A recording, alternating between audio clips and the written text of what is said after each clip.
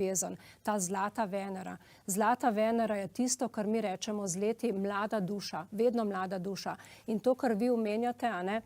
se pravi, danes živimo v svetu, ki obe veva, Barbie, ko ste omenila, ne,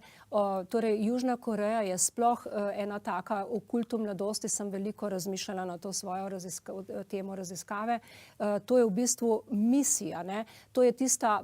lutka Barbika za njih in vse mlade dekleta, torej to je najhujše, ne, zelo mlada dekleta postajajo ta misija, ne, ker so vsa nekako enaka, vse potem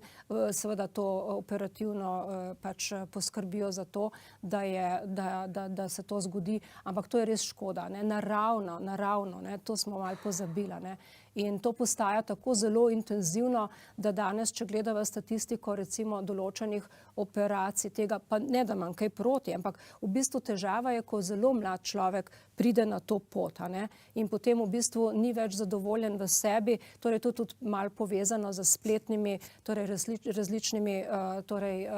tam se dogaja na spletu vse sorte, ne, vidimo s temi filtri in to seveda mlado dekle lahko v strašno ne samo zavesti notranjo, torej netrdnost, a ne, kar išče seveda zunaj v takih alternativah, a ne, slabo.